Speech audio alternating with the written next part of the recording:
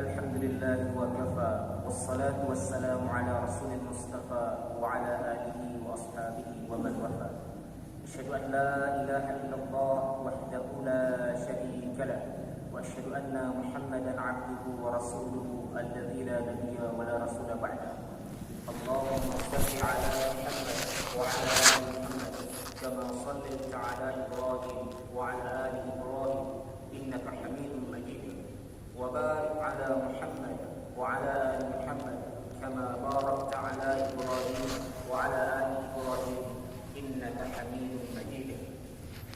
عباد الله، أوصيكم وإياي بتقوى الله عز وجل وأحثكم على طاعة الله وطاعة الرسول على كل شيء. حيث قال الله جل وعلا في القرآن الكريم بعد أعوذ بالله من الشيطان الرجيم بسم الله الرحمن الرحيم يا أيها الذين آمنوا اتقوا الله حق تقاته ولا تموتن إلا وأنتم مسلمون. وقال أيضا يا أيها الناس اتقوا ربكم الذي خلقكم من نفس واحدة وخلق منها زوجها وبث منهما رجالا كثيرا ونساء واتقوا الله الذي تساءلون به والأرحام إن الله كان عليكم رقيبا. وقال أيضا يا أيها الذين آمنوا اتقوا الله وقولوا قولا سديدا يصلح لكم أعمالكم ويغفر لكم ذنوبكم ومن يطع الله ورسوله فقد فاز فوزا عظيما. أما بعد، فإن أصدق الحديث كتاب الله عز وجل وخير الهدي هدي محمد صلى الله عليه وسلم وشر الأمور محدثاتها وكل محدثة بدعة وكل بدعة ضلالة وكل ضلالة في النار.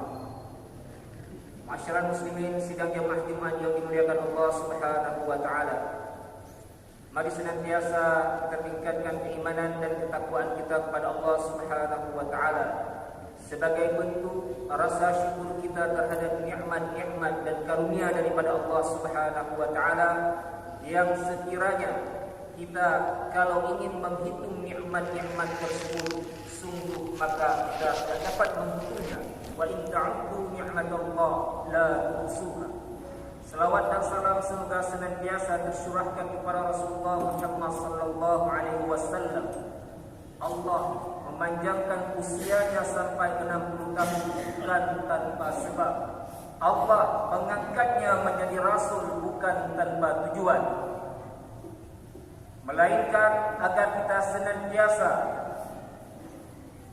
mengikuti langkah-langkah dan kehidupan beliau, mencintai beliau, tidak hanya mengajarkan kita fasih dalam berselawat kepadanya, tetapi bagaimana setiap apa yang Rasulullah sallallahu alaihi wasallam menjadi hal yang patut kita ikuti dan menjadi teladan dalam kehidupan kita.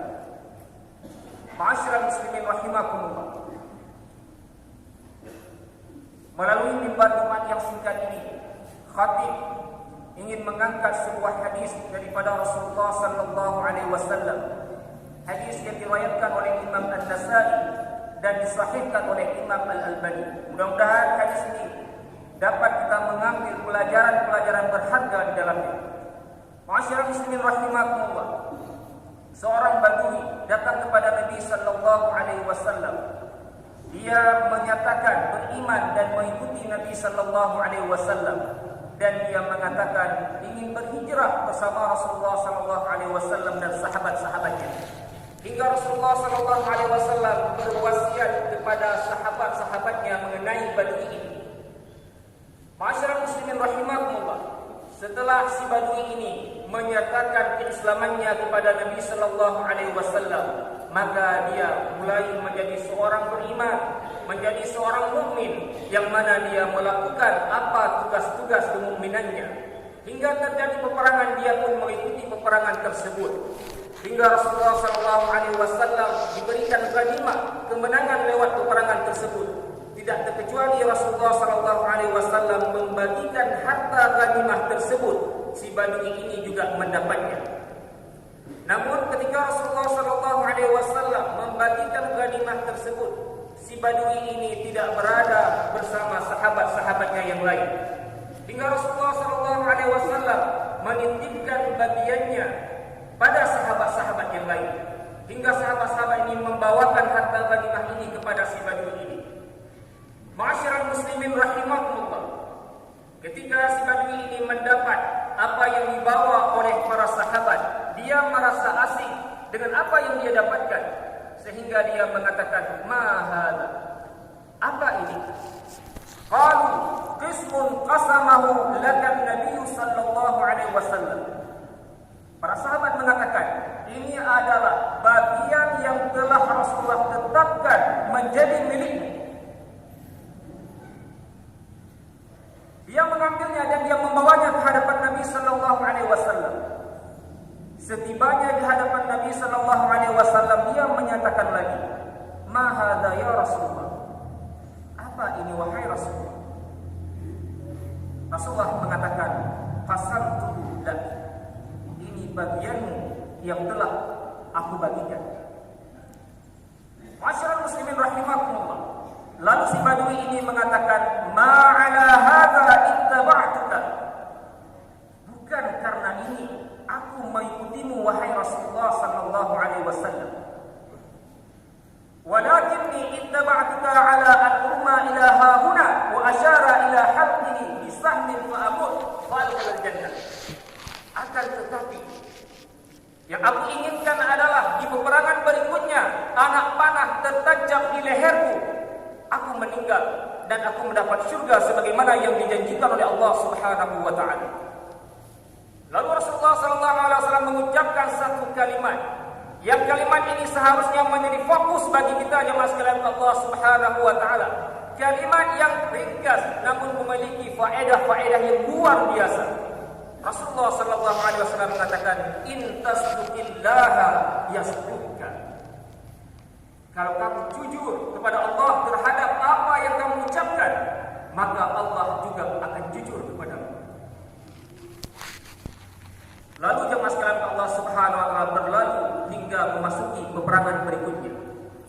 Setelah selesai peperangan, para sahabat mengumpulkan sahabat-sahabat yang syahid dalam pertempuran, tidak terkecuali si badui ini.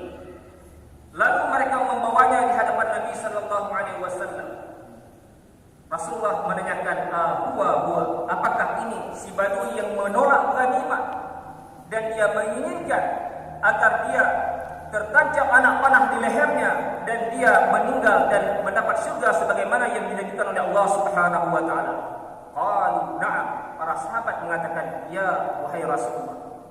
Lalu Rasulullah sallallahu alaihi wasallam menyebutkan, "Sadaqallaha fasadaqa."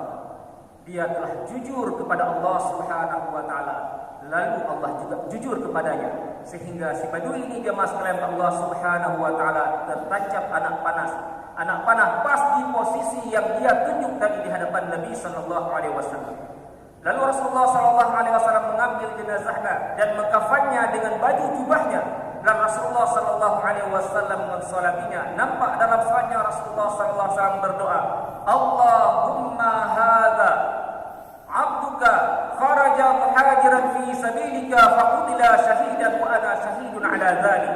Ya Allah, inilah hambamu yang keluar berhijrah di jalanmu dan dia meninggal sebagai syuhada dan aku menjadi saksi atas kesyahidannya. Ma'asyiral muslimin rahimakumullah. Dari hadis ini dapat kita pahami bahwasannya budak-budak dunia, orang-orang yang senantiasa mengejar dunianya, maka obsesinya adalah terhadap dunianya.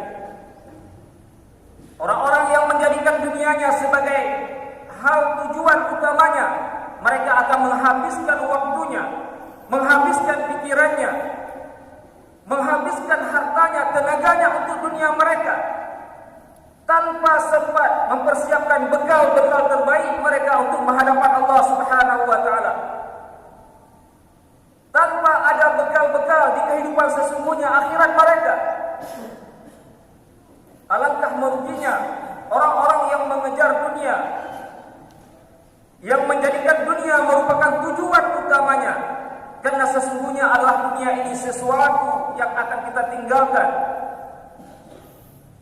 sesuatu yang diminta di hadapan Allah Subhanahu wa taala pertanggungjawaban. Masyarakat muslimin rahimakumullah. Begitu juga dari hadis ini jemaah sekalian dapat kita pahami bagaimana orang-orang yang akhirat menjadi tujuannya, mereka tidak segan-segan mengorbankan dunianya untuk mendapatkan akhiratnya. Sebagaimana si Bani tadi, dia mendapatkan ghanimah, harta yang paling halal di muka bumi adalah ghanimah, harta yang jauh daripada syubhat-syubhat. Namun dia menolaknya demi tujuan akhiratnya. Masyarakat muslimin rahimakumullah. Dari hadis ini dapat kita pahami juga bahwasanya hadis ini jemaah sekalian menjadi jawaban yang kadang-kadang kita sering bertanya pada diri kita masing-masing. Mengapa ada orang-orang yang kehidupannya, pekerjaannya, penghasilannya pas-pasan, tidak besar. Kadang-kadang untuk makan saja dia merasa kekurangan. Namun orang-orang tersebut menjadi tamu di rumah Allah di saat musim haji. Orang-orang tersebut tercatat namanya di panitia kurban tiap musim haji. Sementara betapa banyak orang-orang yang memiliki kekayaan, penghasilan yang besar, memiliki uang di deposito, namun dia tidak menjadi tamu undangan Allah di musim haji. Dia tidak termasuk dalam nama-nama yang disebutkan oleh panitia kurban. Ini dikarenakan jemaah sekalian Allah Subhanahu wa taala, orang-orang yang senantiasa menggantungkan cita-citanya di pintu langit, dia jujur kepada Allah Subhanahu wa taala terhadap yang dia cita-citakan, maka Allah akan memudahkan mewujudkan cita-cita orang ini.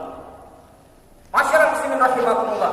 Sekarang tanyakan pada diri kita, apa obsesi kita? Apa tujuan kita dihidupkan oleh Allah Subhanahu wa taala?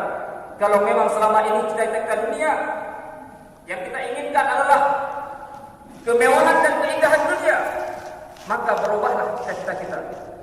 Jadilah kita orang-orang yang senantiasa, yang cerdas, orang-orang yang mengingat kematian dan mempersiapkan bekal setelah kematian. Kemudian jemaah sekalian Allah Subhanahu wa taala, kalau seandainya kita hari ini telah berada di posisi orang-orang yang senantiasa beribadah pada Allah Subhanahu wa taala, tanyakan pada diri kita, apakah ibadah saya hari ini, salat saya, sedekah saya, apapun hal-hal yang berkaitan dengan akhirat saya, apakah saya lakukan jujur karena Allah Subhanahu wa taala? Apakah yang saya lakukan mengharap ridha Allah Subhanahu wa taala, mengharap balasan daripada Allah Subhanahu wa taala? Insyaallah, kalau cita-cita kita ini jujur, maka Allah Subhanahu wa taala akan jujur terhadap cita-cita kita, dan Allah Subhanahu wa taala akan mewujudkan cita-cita kita. Mudah-mudahan jemaah sekalian Allah Subhanahu wa taala khutbah singkat pada hari ini bermanfaat terutama bagi khatib sendiri dan bagi jemaah sekalian. Marilah kita senantiasa jujur kepada Allah Subhanahu wa taala dalam setiap ibadah-ibadah dan ketaatan yang kita lakukan, dan marilah kita jemaah sekalian cita-cita yang sebenarnya, yang sesungguhnya, kebahagiaan yang sesungguhnya, yaitu kebahagiaan akhirat kelak berupa surga Allah Subhanahu wa taala. Aqulu qawli hadza barakallahu li wa lakum fil Qur'anil 'azim wa nafa'ani wa iyyakum bima fihi minal ayati wa dzikril hakim wa taqabbala minni wa minkum tilawatahu innahu huwal ghafurur rahim.